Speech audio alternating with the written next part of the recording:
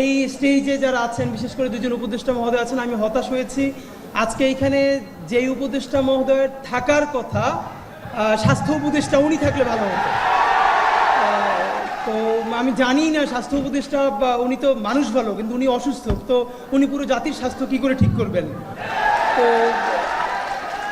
মানে কষ্টের ব্যাপার হলো যে আজকেও আমাদেরকে সকালে খুব বোল্ড হয়ে বলতে হয় যে ঢাকা মেডিকেলের মর্গে যে 6টা লাশ এখনো শহীদদের পড়ে আছে, সেটা 5 তারিখের আগে রাষ্ট্রীয় সম্মাননায় দাফন করতে হবে, নইলে আমরা আবার এই ঘেরাও করব। তারপর সরকার থেকে জানানো হয় যে 4 তারিখে সেটা করা হবে।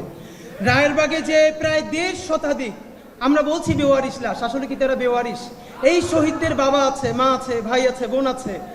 আমরা শতবার সেখানে গিয়ে বলেছি যে তাদেরকে তুলে ডিএনএ স্যাম্পলিং করে সারা বাংলাদেশে আহ্বান জানানো হোক। কোন বাবা, কোন মা, কোন সন্তান তার পরিবারের এই লোকটার জন্য তাকিয়ে আছে, তারা ডিএনএ স্যাম্পলিং করে অন্তত বুঝুক। আমরা একটা পরিবার এমন পেয়েছিলাম, জাহিদও ছিল, ওকে আমরা পরে নাম্বার দিয়েছিলাম তাকে ইন্টারভিউ করবার জন্য। আমরা ইনকিলাব মঞ্চ থেকে সর্বপ্রথম যখন সেইখানে বেওয়ারিশ লাশের ওখানে কবর জিয়ারত করতে যাই, তারপরে গিয়ে দেখি যে শহীদ মাহিন, ট্রাক চালক, 28 বছর বয়স, শহীদ মাহিনের মা আর তার স্ত্রী ছোট্ট একটা পাসপোর্ট সাইজের ছবি নিয়ে সব জায়গায় ঘুরছে। সর্বশেষ সে আঞ্জুমান মুফিদুল ইসলাম থেকে জেনেছে যে এই রায়েরবাগ যে কবরস্থান, সেখানে গণকবরের মধ্যে তার সন্তানের দাফন দেওয়া হয়েছে, কিন্তু তখন তার স্ত্রী সন্তান সম্ভবা। তো মাহিনের মা বলছে যে বাবা, আমি চাই যে আমার যে নাতিটা দুনিয়ায় আসবে, ও যেন ওর বাবার কবরের পাশে দাঁড়িয়ে কোনোদিন মনোজাত করতে পারে, আমার বাবা দেশের জন্য জান দিছিল, আমি তো জানি না আমার সন্তানের লাশ এখানে কোথায় আছে।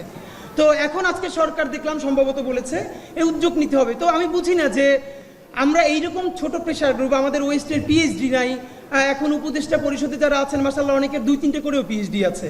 তো এত পিএইচডি দিয়ে কি হয় যে এই সাধারণ বুঝগুলো যদি না থাকে? তো এরপরেও এই সরকারকে বিশেষ করে যেটা ধন্যবাদ, এই যে জনতার সামনে বসিয়ে উপদেষ্টাদেরকে বলা যায় এবং তারা হাসি মুখে গ্রহণ করেন, অন্তত প্রচণ্ড চিৎকার করলেও তারা কারেকশন নেন। এর মানে হলো জুলাইয়ের মধ্য দিয়ে এই যে নাগরিক প্রশ্ন করা শিখেছে, এই প্রশ্ন আমাদেরকে জারি রাখতেই হবে। এখানে বিএনপির প্রতিনিধি আছেন, অন্যান্য পার্টির সকল প্রতিনিধি আছেন, আপনাদেরকে বিনীত অনুরোধ করি, আপনারা যদি মনে করেন যে জুলাইয়ে ছেলে মেয়েদেরকে নামিয়েছেন, হাসিনা পালিয়ে গেছে, ক্ষমতা এবার আপনাদের হাতে এসেছে, এখন আর এই বাচ্চাদেরকে কথা বলতে দেওয়া যাবে না বা হবে না, এই চিন্তা যদি করেন, আল্লাহর ওয়াস্তে তওবা করেন। বাচ্চাদের জবান যদি বন্ধ করতে চান, আওয়ামী লীগের মতো আপনাদের জবানও বন্ধ হয়ে যাবে, মনে রাখবেন। আমি অবাক, আমাদের এই যে ফাইয়াজ আসলো মাত্র, এইসব ইন্টারের বাচ্চারা তারা বলছে যে ফ্যাসিবাদকে আর ফিরতে দেওয়া হবে না। এই ছেলেটা তো আজ পর্যন্ত তো অনেক কথা বললাম, শেষের 1 মিনিটে আপনাদের কাছে শুধু বিনীত অনুরোধ ভাইয়েরা আমার, বিএনপি যা ইচ্ছে করুক, জামাত ইসলাম যা ইচ্ছে করুক, বিএনপি জামাত বা অন্যান্য কোনো দলের আহ্বানে লক্ষ লক্ষ মানুষ রাস্তায় নামছিল না, নামছিল তার ইন্টারের ছেলেটা, 8 9-এর বাচ্চাটা, ভার্সিটি পড়ুয়া ছেলে মেয়েটার রক্তাক্ত শরীর যখন রাজপথ রাঙিয়ে দিয়েছে, তাদের জন্য নেমেছে। কিন্তু আফসোস, আমাদের ভাই বোনেরা অনেকে করাপ্টেড হয়ে যাচ্ছে। আমি কোনোভাবে ভেবে পাই না আমার যেই ভাই 400 টাকা 500 টাকার টি শার্ট পরতে 1 বছর আগে, সে এখন 5000 টাকার টি শার্ট কোত্থেকে পরে? একটা অ্যান্ড্রয়েড সেট ব্যবহার করতে যা ধার করতে হতো, তার হাতে এখন আইফোন কোত্থেকে আসে, এটা বলতে হবে। সুতরাং বিএনপি যদি চাঁদাবাজি করে, জামাত যদি করে, তাদের বিরুদ্ধে আমরা বলবো, এর মানে এই না এই জুলাইকে যদি কেউ বিক্রি করে দিয়া নতুন বাইক কেনে, আইফোন চালায়, ফ্ল্যাট কেনে, তারে আমরা ছাইড়ে দেওয়ার মালিকানা দেই না। সুতরাং এই নতুন বাংলাদেশের রাজনীতি হবে শতভাগ সততা এবং ইনসাফের রাজনীতি।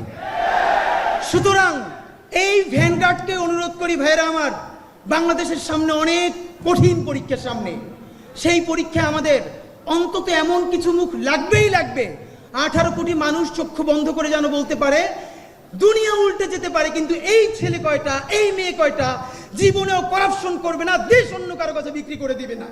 সুতরাং এই জুলাই ওয়ারিয়ার্সের কাছে আমাদের যেসব ভাই বোন আছেন, আসেন রাষ্ট্র যা যা সংস্কার করে করুক। আমি আজকে আপনাদের সামনে ওয়াদা করছি, পারলে আমরা 100 জন ওয়াদা করি যে সবাইকে নিজের সংস্কার করি চলেন। অন্তত আমরা যত গুনাহ করি, আমরা যত পাপ করি, প্রত্যেকে 18 কোটি মানুষ এত মুখে সংস্কারের কথা বলি, 18 কোটি মানুষ যদি একদিনে একটা পাপ কম করে, তাহলে এই 56,000 বর্গ মাইলে একদিনে 18 কোটি পাপ কমে যায়, আপনি ভাবেন। কিন্তু আমরা সবাই অন্যের সংস্কার করি, নিজের সংস্কার চাই না। সুতরাং চলেন এই আরেকটা কথা প্লিজ, কেউ নিজেরে ফোন দিয়ে বলে ভাই আমি একজন জুলাই যোদ্ধা, এটাকে মুক্তিযোদ্ধা ব্যবসার মতো ভাই, এ কি? ফোন দিয়ে বলবে আপনি কে, বলে ভাই আমি একজন জুলাই যোদ্ধা, মানে কি? কোন জুলাই যোদ্ধার মধ্যে এইসব বলা চলবে না।